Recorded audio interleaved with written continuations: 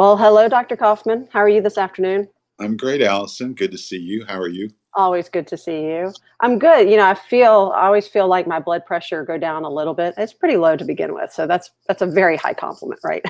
When I see you, it goes down. My anxiety level. I feel myself exhaling, just to be able to continue these conversations in such a candid way. And so I just feel like my gratitude for you and your time and expertise and honesty can never go unsaid. So I'll start that conversation with that. We end with gratitude Thanks. always, but I'm going to start with gratitude for always taking my call, but for always really kind of answering questions. And sometimes they're maybe a little shallow, like, can I get a pedicure? Which I'm actually going to ask you later on. Can Yeah, I get a pedicure? And also things that are just like, as a parent, I think all of us who value your advice, whether you're our personal pediatrician or not, or our personal friend or not, right? People who are watching this even out of the Chattanooga area, and we're so grateful, just to hear you comfort us with facts and figures and data as a physician, and also as a parent to sometimes say, I don't know, right? Like sometimes the sharing of the not knowing is comforting. I know that sounds bizarre, but and it, how hard it it just is. is. Yeah, it's Yeah, hard. It's yeah, hard. Yeah. And I know look, the complexities of COVID-19 are now, it's not lost on us. They're made even more serious. And also the health of our nation is now fine tuned as we talk about race relations in America, right? And our Black communities, and supporting our friends and neighbors as we move forward, in really deliberate and intentional ways. So we know that's not lost on us. So yeah. light conversation. Here we go. Yeah, A light exactly, conversation as exactly. always, right? Yeah. Well, I was going to say, like your texts that I get during the week are getting more and more complicated. So I'm thinking I'm taking it as a compliment because I feel like it's you're elevating your game. That your questions are getting harder, um, and your statements are more insightful. Yeah, yeah. Well, and as always, we want to sort of give a temperature reading, right, on our community, on Hamilton County in Tennessee. And every day I read the paper, or I see the news, or I get an alert, and it doesn't look promising. It just keeps saying how our numbers are going up. And I know, look, there are debates back and forth about the merit of those numbers. People say, of course, the positive numbers are going up because we're doing more testing, and I totally get that. What also concerns me, which I would love for you to address, is the fact that I understand our ICU numbers are going up and our death rate is going up. And those are numbers that have nothing to do with the testing rate, right? That's just a fact related to COVID. What does that tell us about where we are in terms of the possible tipping point of getting over that curve that we're all trying to flatten? So I think the good news is that the curve is flat. What we're seeing are these isolated outbreaks in groups, and so it has been heating up here in Hamilton County, and really when you look, it's really Ray County, Hamilton County, Dade County, Whitfield County. That those are the counties where we're seeing this, and so last Sunday we had. We were right at 640 cases that we've had in Hamilton County. We had 783 new cases this week. So we had more cases in the last week than we've had in this entire outbreak. We're up to 1,423 now. Our active caseload is up. We're up to 793 active cases. We had 206 last week, so that's tripled. Um, you are correct. The answer to, like, we're testing more, the answer is yes, we are definitely doing that, and that's really good. And I have to commend the county government, the health department, in regards to just their creativity and new ways to do that. They're testing at churches, they're moving around at schools. I think all that has been very, very good. And then our hospitalizations have been at the highest they've been this whole time. So we've been hovering at around 34 to 35 cases in the hospital this week. The ICU load got really high last weekend, and then it stayed at around 11 to 13 this week. And so what that means is two things: that we are detecting a lot of more milder cases, but we are seeing a lot of very sick cases as we go forward. And I just always like to remind people, when you're looking at these numbers, that new caseload, the new positive test, that's about a 5-day lag from what's actually going on. Um, the hospitalization numbers are about a 2-week lag, and then the ICU numbers are about 3, and then death rates about 4. And we did see 6 additional deaths this week. There was one teenager. We had one 40-year-old who didn't have any pre-existing Right. condition. And then I think the other big thing, I had a long conversation yesterday with a good friend of mine who works really hard um, in on the south side of town, and you know, the Hispanic community in Chattanooga is taking a huge piece of the burden. It's about 65% of the cases are in the Hispanic community, and 20% of the deaths. And that population in Chattanooga is around 5 to 6% of our Chattanooga population. And I think that really speaks to what drove a lot of that was that our Hispanic community does a big lift in regards to our food services and chicken production and farm services. And so once the infection got into those workplaces, those workers have been deemed essential, and so a lot of the spacing and masking was waived for those workers, and so they were put in a very dangerous spot. And we're seeing that, I mean, people are dying because of that right Yeah. now. And so um, it is hard. I went back and there's a book that I had read a long time ago, but pulled it back out on trauma stewardship. Hmm. And I just, it's the what it is, a lot of stuff, as you watch it. And I think it's clear that there was another good thing that I wanted to make sure we talked about. So some good news, as we were kind of this week, the American Academy of, or it's American College of Physicians, released a big study that was a retrospective meta-analysis of 16 outbreaks. So it included a whole bunch of things that we've all heard about. So the Diamond Princess cruise ship was included in that. The King County, Washington nursing home that was a big story when this first started happening. The USS Theodore Roosevelt was a part of that review. There was a big study in Iceland where 13,000 people volunteered to be tested multiple weeks as they were having their outbreak. The entire residents population of Vo, Italy, which was near Wow. the epicenter in Italy, the entire community was tested over several weeks. And so this study went back and looked at all of that data. The scary thing about it is that it showed that somewhere between 30 and 45% of cases were acquired from people that didn't have symptoms. And there were 5 of the studies that went on for a period of time, and so they retested people. There was some thought that maybe it's just that, if someone was asymptomatic, it meant that they were pre-symptomatic, so they were able to give, to give someone else the virus because it was just early and they were going to get sick later, and the study didn't pick it up, the data didn't pick it up because they just were early in their course. And what those 5 studies showed is that no, those people didn't get sick.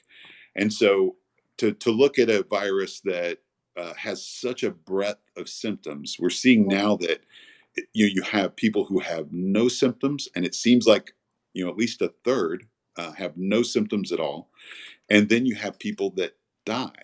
And so that's what makes COVID-19 so dangerous, is because you potentially have a large cohort of people that are walking around. The other thing that this study showed is that the viral load in people who don't have symptoms is the same as the viral load in people who had symptoms. What does And that mean? Viral load.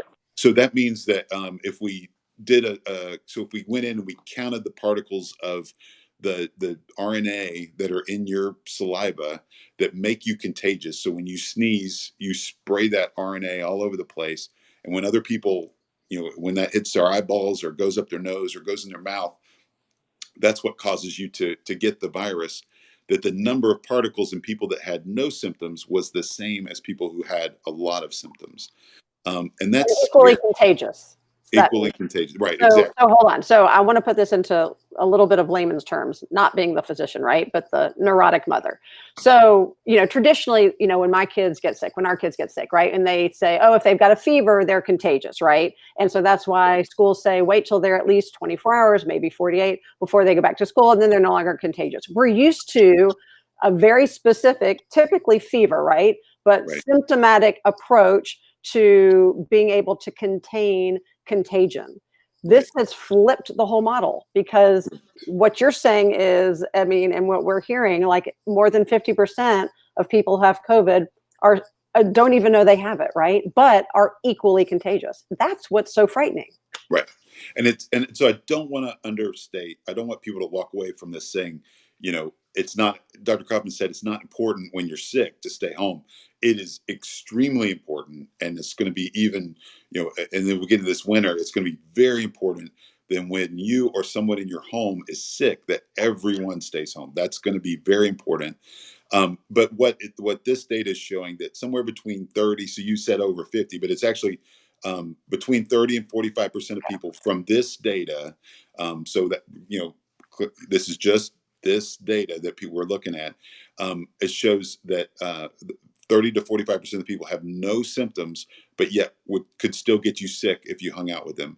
And so the takeaway from that is that we're seeing that. So one of the knowns now that seems to be kind of coming out of all this is that masking is very important, and it may be even more important than we thought. The other cool thing is there's two studies that have come out of Italy where they actually had people wear location monitors, and they tracked people who did not wear masks, people who wore surgical masks, people who wore homemade masks, people who wore surgical masks and goggles, and people who wore homemade masks and goggles. And then they just tracked them and looked at social distancing. And what they find is just having, and it was interesting because the people who had a homemade mask tended to stay further apart than the people that had a surgical mask. And then the people that wore goggles tended to stay even more further apart than the people with just a homemade mask or a surgical mask. And so there's a piece here that's real that has been reproduced that shows when you're doing masking, there's a subconscious thing that happens where you do a better job with social distancing. And so those two things, that kind of the masking, and then there's kind of this new information that's showing that eyewear, so glasses, safety glasses, and then goggles actually, or face shielding being the best, is helpful in public. And so I think where we're going to go, I think where this is all going to go is kind of reiterating this need for masking, and potentially there'll be some new formal recommendations around eye protection Yeah. when you're in public. It's funny because even when I mean, I'm driving so little comparatively speaking, but I am the designated shopper. But I have found it's gotten a little better. But even when I'm driving, the social distancing comes into effect, and I feel myself like I don't want cars too close to me. I know that sounds ridiculous, and they can Yeah. infect me from their car, but it's like everything feels like I am putting up these, either very intentional physical barriers, right? Whether it be a mask or Yeah. the shield, or like I feel like that encroachment on my space, whether it be a real threat or not, we're all very hypersensitive to it. Look, I want to get to one of our Facebook questions, and I love this. So, and thank you guys for watching and for having these thoughtful questions. I think they make our discussion even richer and more authentic. But Jeremy says they're having trouble deciding when to return their toddler to daycare. They're from the Hamilton County area. What do you suggest? So I think it's all about risk reduction. And some of these, the other good news out of some of these case reviews is we're seeing that just children aren't getting this, like little kids, so under 10, and we don't quite understand it. There's a lot of hypotheses to why that is, but so as a pediatrician, I'm glad to see it. But we're seeing that just especially that kind of 2 to 10-year-old range aren't really getting it, and then there is some conversation about this post-COVID inflammatory response, Right. but that's very rare, but serious. We are seeing that teenagers are getting it. And then that kind of 20 to 40-year-old range is really the most common folks that are infected. Like that's the biggest big of the piece of the pie chart.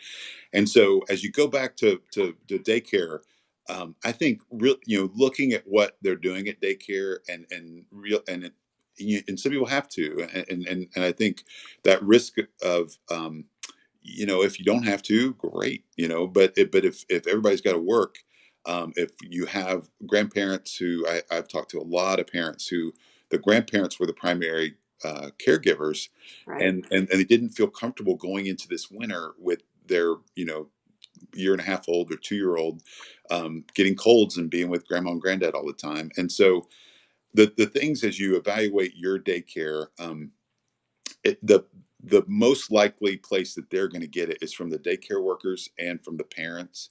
And so the things that need to be in place at daycare is limiting that exposure so that the parents aren't allowed to come into the care spaces, that they have the right amount of people to be able to limit the exposure to the children, and the children are well managed. The just the care hygiene and what the daycare workers are doing to protect themselves. So, they should be wearing a mask when they're there. When they're greeting the kids, when they're cleaning up after meals, when they're changing diapers, the daycare workers need to be wearing gloves. The daycare needs to be very stringent around employee health. So if the employees have symptoms, if the families have symptoms, that people are not allowed to come. And I think giving yourself grace as you move into that, because I think it's reasonable to say, like, we need to do this, to walk through it, and then you see that, as people get bored, 4 weeks from now, the daycare's pretending like nothing's going on. Giving yourself permission to step back and say, this isn't working. We need to do something else. But I think at this point, as long as they're taking basic measures and managing those things, that going back to daycare is reasonable. Okay. And this it leads us into another great question from Elizabeth. And I will preface it by saying that I was at Costco this week, and it was in equal measure a little bit heartwarming and heartbreaking that as I'm leaving, there were three young kids, and they were probably ages siblings, I assume, like 4, 7, and 10, right? All three playing like together, waiting for their parent, I guess, to go through the checkout, and all three wearing masks. And I thought, like, how has this become our norm, right? Like, it just felt like such a dystopian society that this is what our norm is. But I was also happy that these kids were, it seemed like could go along their day and still be kids, even though they were being protected. So Elizabeth wants to know, as she's looking forward thinking, not looking forward to this, but as she's looking towards the fall and her kids going back to school, all of our kids going back to school. I know she's talking about maybe younger kids. I'm equally worried about my teenagers and even college kids. Should we start preparing them for this mask wearing in a real practical sense? Meaning, she asked, should we have play dates and social distance, but have our kids be wearing masks so it becomes a little bit second nature? And I'll just add to that, are there recommendations you have, even of like specific fabrics or techniques that you've seen as a pediatrician that might be more comfortable alternatives to some of the masks we wear? I know, I was on a webinar for our middle son's college, and they were very specific to say, we're not talking about N95 masks, right? We're not talking about medical grade. We're talking about a thin layer of cotton, right? Mm-hmm. And so that could be a bandana. That can be one of the gaiters. Like, I think there's all these different ways to cover us safely without it having to Right. interrupt our daily activities. What do you say about that? And as we have a few months to prepare our kids, what's the best way to do that? So that is like great parenting. I think we can just have Elizabeth do the talk, so because I think it hits right at the heart of all this. So that's really where everyone goes right off the bat. Is like, I put a mask on my 5-year-old and he won't keep it on, and so we're not going to wear masks. And yeah, I really compare it to teaching your kids to eat a good variety of foods. It's that doesn't happen in one table sitting. And so I love that idea. Most importantly, it's going to be how you model the behavior for your kids. And so if the kids see the moms or the dads wearing the mask when they're playing golf or when they're, visiting in the front yard with their next door neighbors. That makes a big difference. When you tell your kids to eat their carrots and you haven't eaten a carrot in the last 20 years, that's a hard, you're not going to be very successful. And so I think modeling good behavior, and then starting slow and then building it up. So, I had a family who has 6 months to 8 years old, and they have 8 kids, um, several sets of twins, and Wow. they've started wearing masks when the kids play together at home, in short intervals, just trying to get them used to doing it and making it second nature as they go out. Because, like we've talked about before, if the kids are taking it off and they're cleaning the window and making hand puppets and dropping it on the floor and then chewing on it. I mean, you're like, cognitively, you're like, this is dumb. I'm increasing the risk that my child's going to get sick with something to protect them. And so I think that's extremely insightful to think like, I need to work through this. And to me, it's one of the most frustrating things. We took Mary Grace back to Knoxville yesterday, to move in her house so she could start her job and then get ready for school this fall. And we had a long conversation because in looking around at her, her acquaintances and the people around her, I mean, none of them are wearing masks. And if UTK goes back to being on campus, they're going to mandate that everybody wear a mask. But then everyone will take them off when they get home and they're hanging out in a house or an apartment with 12 other 20-year-olds. And we know, we're like, well, that's dumb. That why are we doing all this? And the truth is, it's because it's important. And so I think, we really are experiencing a tremendous lack of leadership, in regards to clear information on what's important. And then I think too, as a community, I mean, there was an article in the paper this morning, um, where Mayor Coppinger was saying that he feels very strongly that people should wear masks, and he's disappointed that it's not happening more, but that it's an individual choice, and that he would never mandate that it happens. And I think as a community, there's a spectrum of things that we think are important and those aren't. And so if a parent isn't feeding their child, we'll step in and we'll intervene. If a parent is not keeping their child, warm in the wintertime, we'll step in and intervene.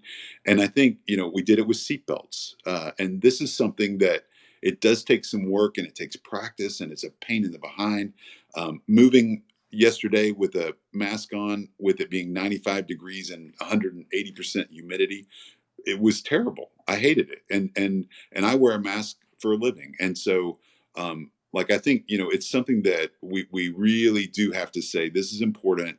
And I think just socially, we're going to see that it catches on. I mean, because, I mean, everyone has the experience. Like, you walk up to see your friends and one person has a mask on, or two people have a mask on and two people don't. And that's really where our conversation about grace has come in, and, to be patient and to be clear about, that this is important. And, when I showed up yesterday at my daughter's house, I had a big old N95 mask on and I had my goggles, and all of her friends stopped for a second and looked at me like, what the heck? And then they were like, oh, that's right, Dr. Coffman. Okay. And then we went on and we had, a great day, and nobody mentioned it again. Um, and so I don't know how we do that. I think, it's easy to say with preschool kids that this is how we're going to do it, or with elementary school kids. But I mean, we've got to do bigger than that. I mean, this has got to be our whole community that's committing to do this. Yeah. And I will say, if your social media feed has not been already bombarded, and not just you, but the general you, with opportunities to buy a mask that has your favorite SEC logo on it, your favorite college institution, whatever that might be, right? I think I Right. already told you that for Arthur, our oldest 20th birthday, I got him a Grateful Dead mask, and one with a logo of this company that he's starting. So, and it was like the best present he had gotten ever, which is very sad. But the Yeah. point being Um, is, we can make this, right. It can be a conversation starter, for little kids, right? There's a million different patterns with comics and cartoons. I think we can be safe, but also have a little bit of joy in the process. yeah. I'm waiting for the human resource statement on what is it not is and isn't appropriate mask decoration, you know? Exactly, exactly. All right, so Danielle said that she's having lots of conversations with their 20-year-old who has vasculitis. I want to make sure I'm pronouncing that right. And about returning to college in the fall. And I think that is, I'm going to add to that a concern of really, I think, parents across the spectrum with any child who has anything that would require them additional layer of protection if they're immunosuppressed. You know, I think the colleges themselves, I know, are probably or definitely on high alert with those situations too. How do we start navigating that? Yeah, and I think um, being transparent with your own worries, you know, I think, and it's helpful to schedule those conversations. Like, don't talk about it every day. Maybe talk about it once a week or twice a week as you move forward. I think, you know, congratulations on getting a child with complex health problems to 20. It, you know, as they get into 13, 14, 15, they want to pretend like I don't have any problems. And so it most of the university settings are going to have some alternatives in regards to, you know, distance learning. I think talking through what each child, each young adult, in your case, Danielle, you know, needs. Locally, we have seen an uptick in suicide and suicidality, and that's real. We've been in a lot of conversations around sports and just the big hit that not having a sports season has on high school and college kids. I think we're starting to see just it's really wearing a lot of adults and children down in regards to the social connectedness, and then, you know, what how we manage some of the other struggles that we already have with anxiety and social media and materialism, racism. You're seeing all of those getting amplified by the stress around coronavirus.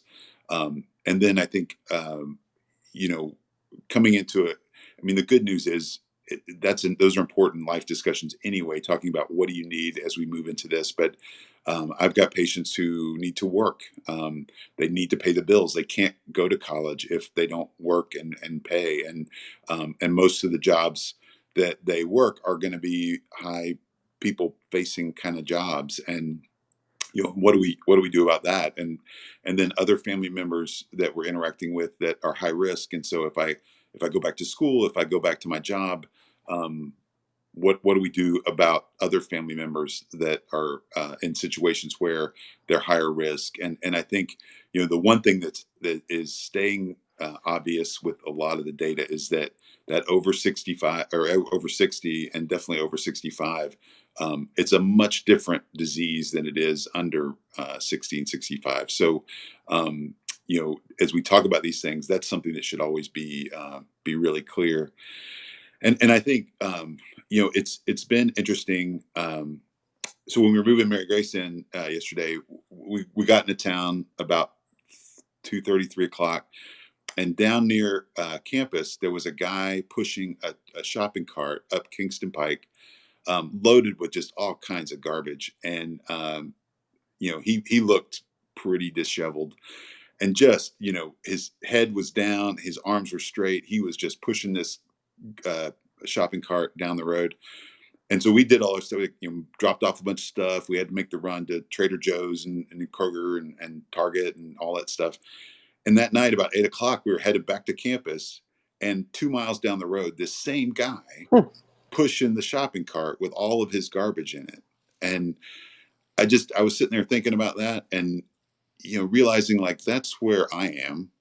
You know, I've got my shopping cart, it's full of garbage, and I'm working really hard right now pushing it down the road. And I can say like, look what I've done. I pushed this shopping cart of garbage 2 miles. Yeah.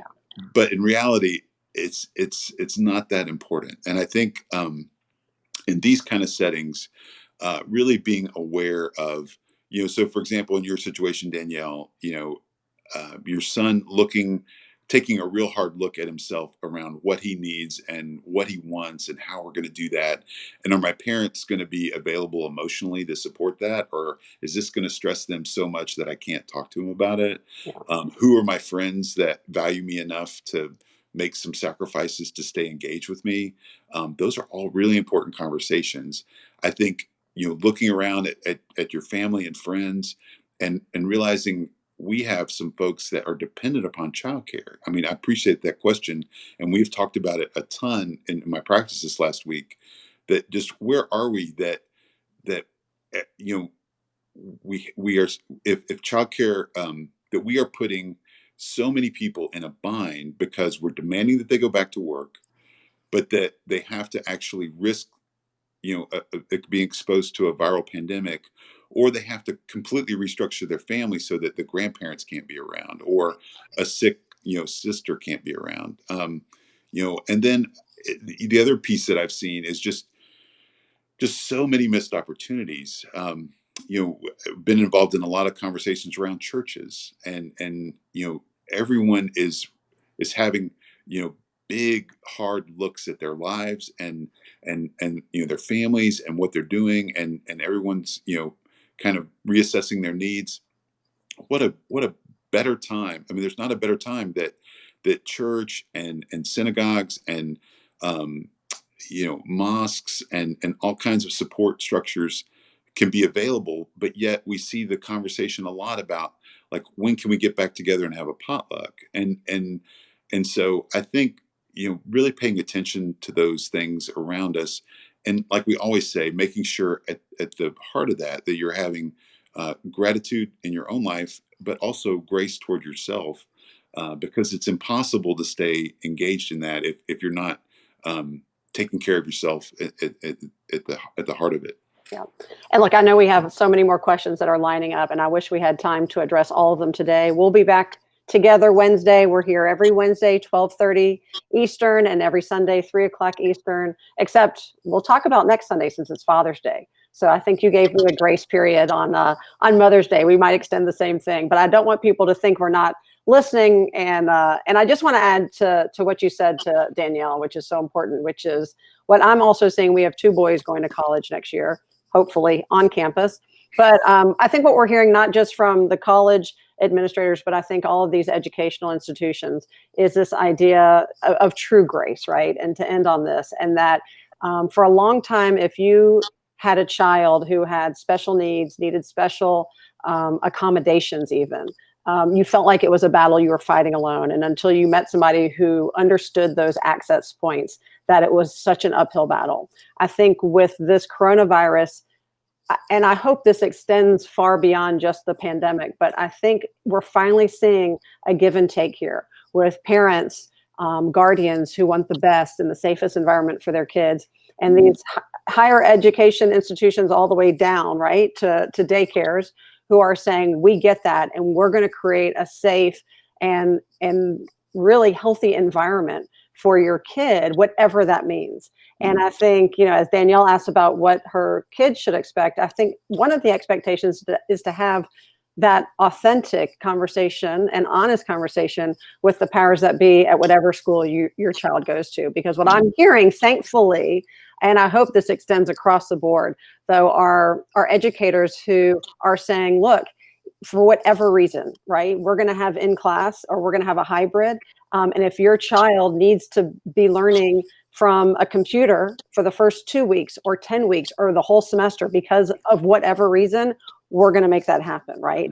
And that's the part that I think is truly going to be the blessing, when we can get out of a realm of shaming, right, because of a choice, or judgment because of a choice, and create a really open and nurturing atmosphere for each other. I think is equally important than our staying safe from the actual virus, right? Yeah, well, and I think just so many, I've been so encouraged by all these camp directors and school boards, and the leadership at our private and public schools. I mean, so many. I mean, it's hundreds Yeah. who are so. I mean, they are utmost concerned about, health, and then it's just killing them, in regards to the kind of hiccup in education for children and the experiences about living. And that has been such an encouragement in this hard time to me, just to see people who love our kids.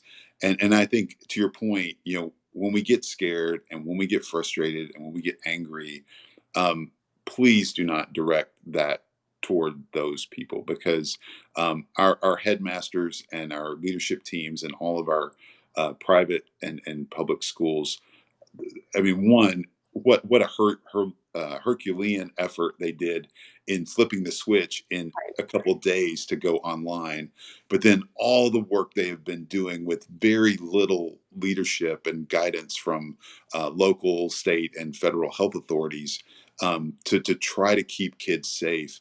It's been beautiful, and I mean, it's the Fred Rogers. Look around at those people that are trying to help, and stay focused on them when you're in situations like this. Yes. Look for the helpers. Let's always Look for look the for the helpers. helpers. That's Yeah. right. So look, if you're watching this right now, go give a virtual hug or shout out to your favorite teacher, your favorite principal, your favorite headmaster, your favorite college professor, your favorite kindergarten librarian, whatever that might be, because we know those are also part of our essential workforce who That's make right. this world more beautiful, more diverse, more educated, and more well-rounded. And we haven't had any elevated sense of gratitude for them after the past 3 months, I promise you, it should come. It should come. We love our teachers, and we love our doctors. Dr. Coffman, as always, thank you so much for taking my call. Thank you, Allison. I'll see you Wednesday. All right, I'll see you Wednesday.